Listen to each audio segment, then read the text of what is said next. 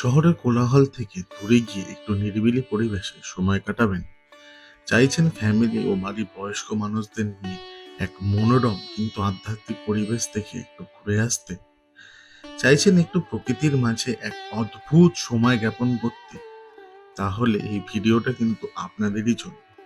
আজকে আমি আপনাদের নিয়ে যাব হুগলি জেলার মধ্যে সব থেকে বৃহত্তম একটি মন্দির। এটি শুধু একটি মন্দির নয়, এই মন্দিরে ৩ দেবতার বাস। আপনারা যদি এই মন্দির দর্শন করেন, তাহলে এক আলাদাই অনুভূতির আপনারা প্রকাশ পাবেন। তো চলুন, আমি আপনাদের হোস্ট সৌভিক, আর আপনাদের সবাইকে স্বাগত জানাই আমার এই ইউটিউব চ্যানেল সৌভিক স্টোরিজে।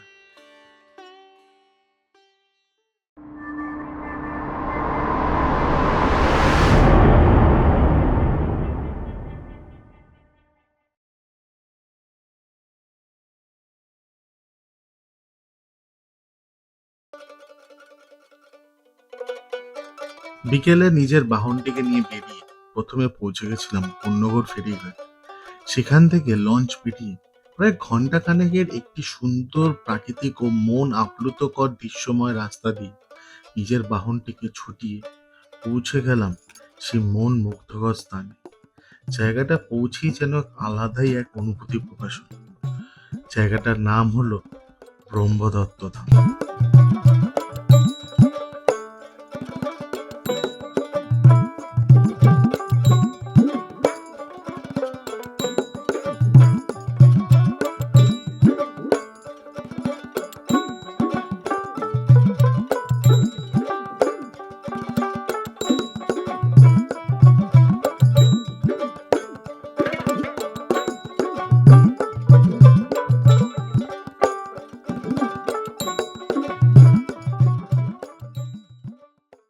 আজকে কিন্তু সকালবেলা একটু প্ল্যান করেছিলাম বেরোনোর।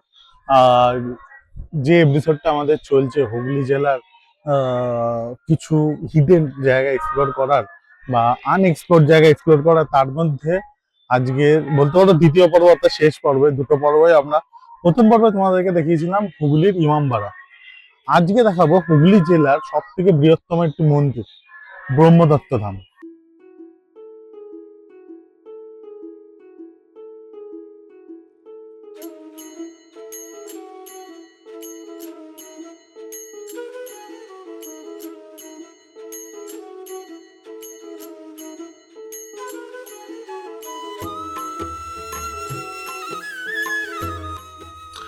এই ধামটি পুনে সদ্গুরু মহারাজ নারায়ণ মহারাজ প্রতিষ্ঠা করেছিলেন। এই ধামটির একটি প্রধান বিশেষত্ব আছে, যার জন্য এই ধামটি এত প্রচলিত। এই ধামটির প্রধান বিশেষত্ব হলো এখানে ৩ দেব বিরাজমান। ৩ দেব মানে নিম্নগর্ভে রয়েছে স্বয়ং দেবাদিদেব মহাদেব, আমরা মধ্যগর্ভে দেখতে পাই স্বয়ং বিষ্ণুদেবকে, এবং ঊর্ধ্বগর্ভ যেটা আছে সেখানে আমরা দেখতে পাবো স্বয়ং ব্রহ্মাদেবকে।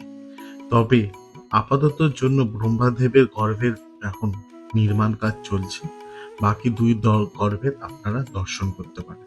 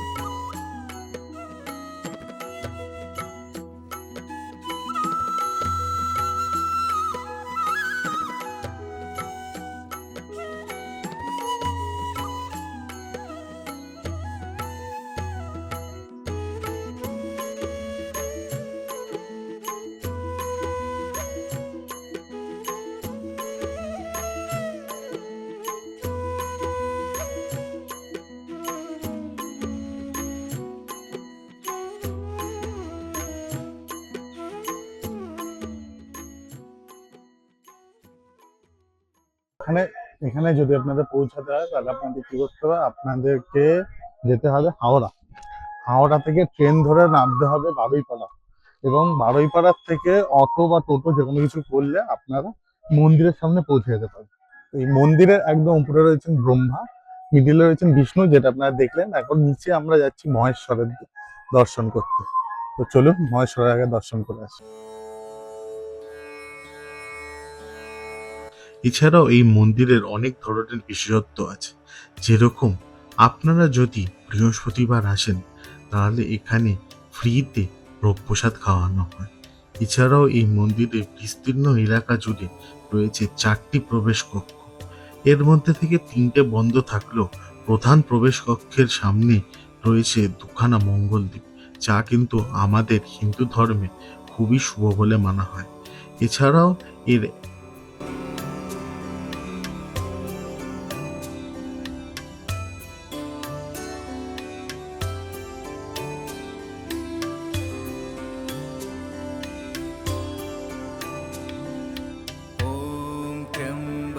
আপনারা এই মন্দিরের চারিদিকে যদি একটু ঘুরে দেখেন তাহলে দেখতে পাবেন এক অদ্ভুত প্রাকৃতিক সৌন্দর্য।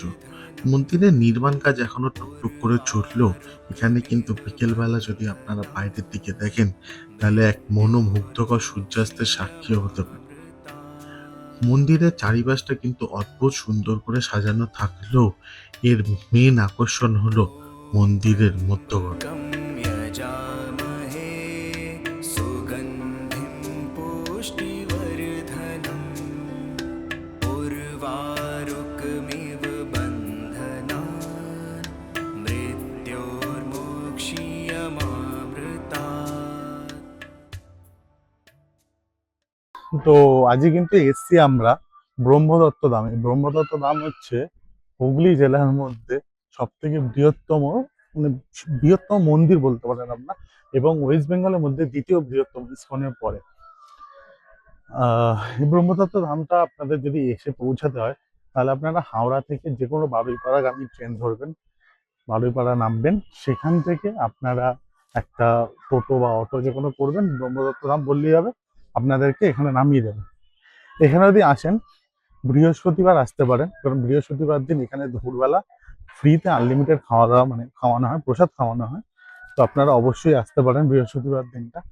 এছাড়াও কোনোদিন বিকেলবেলা এমনি উইকেন্ডসে যদি মনে হয় এদিক ওদিক ঘুরে আসতে চাই একটু আলাদা রকম কিছু এক্সপিরিয়েন্স করার জন্য, তাহলে অবশ্যই আপনারা এখানে ভিজিট করতে পারেন।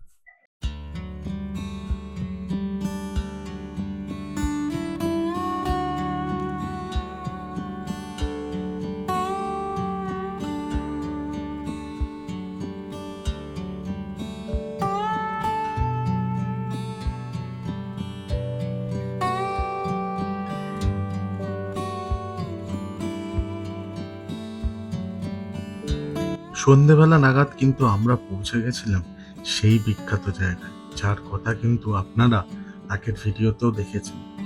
সেই হুগলি জেলার পূর্ব পরিচিত প্রেম কেন্দ্র, আড্ডা কেন্দ্র বা যাই বলেন আপনারা, স্ট্যান্ড রোড। এখানে একটু বৃষ্টির পরে ঠান্ডা ঠান্ডা হাওয়াটা না মন আপ্লুত করে দিয়েছিল আমাদের।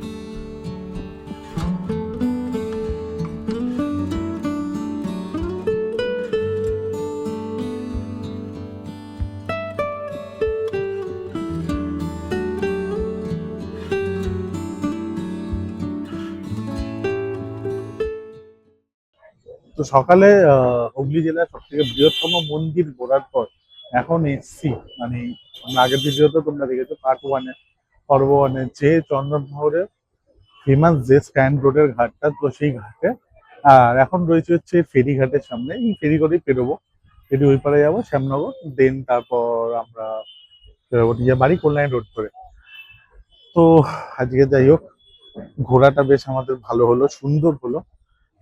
তোমাদের কেমন লাগলো? হুগলি জেলার মধ্যে দুটো হিডেন বলতে পারো জায়গা।